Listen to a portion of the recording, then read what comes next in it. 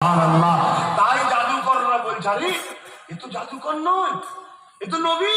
কারণ নবীদেরকে আল্লাহ মুজিজা দেয়, ওলিদেরকে কারামত দেয়। চলো দেরি করিনি, এই ফেরাউনের পাল্লায় পড়লে জাহান্নামে যেতে হবে, চলো। তারা সব যে মুসা নবীর কাছে ঈমানের কলেমা বলল। জোরে বলুন সুবহানাল্লাহ, আরো জোরে বলুন সুবহানাল্লাহ। কিন্তু আমার বুঝাবার বিষয়, জালিম জুলুমের চেষ্টা করেছে না করেনি? কিন্তু মুসা নবী ঈমানের শক্তিতে কামিয়াবি হচ্ছে না হয়নি?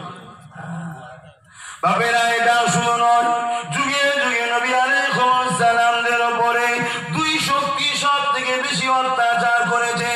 এক শক্তি হলো অন্যায়কারী শাসক, জালিম শাসক, তারা নবীদের উপরে সব থেকে বেশি জুলুম করেছে। দ্বিতীয় নম্বর হলো ধর্মের দোকান খুলে যারা ভণ্ডামি করে, তারা নবীদের উপরে সব থেকে বড় জুলুম করেছে। এই জুলুম থেকে আমার নবী পাক বাদ যায়নি। আমার নবী পাকের উপর অনেক জুলুম হয়েছে।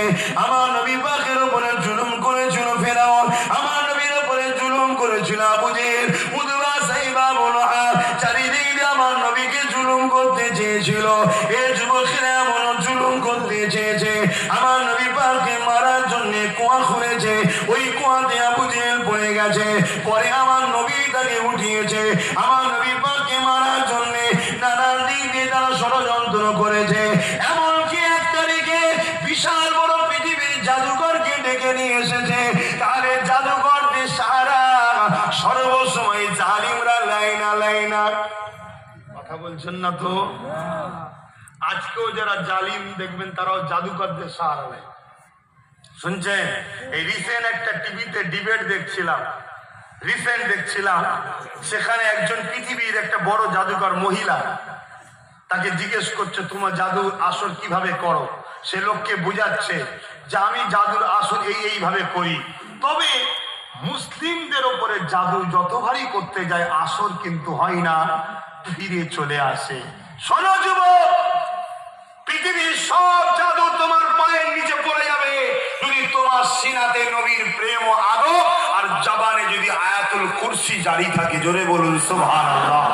প্রত্যেকটা মা বোন বাপ ভাইকে বলবো আয়াতুল কুরসি মুখস্থ করো, যখনই ঘর থেকে বেরোবে গায়ে ফুঁদে বেরোবে। কথা বুঝেছো?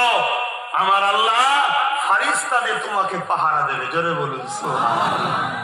চাও না যুবকরা আয়াতুল কুরসি পড়বে, পরে ফু দেবে, তবে ঈমান রেখে। ঈমানদার ছাড়া আয়াতুল কুরসি 1000 বার পড়লেও কিছু হবে না। আর ঈমান কি? নবীর প্রেম ও আদব।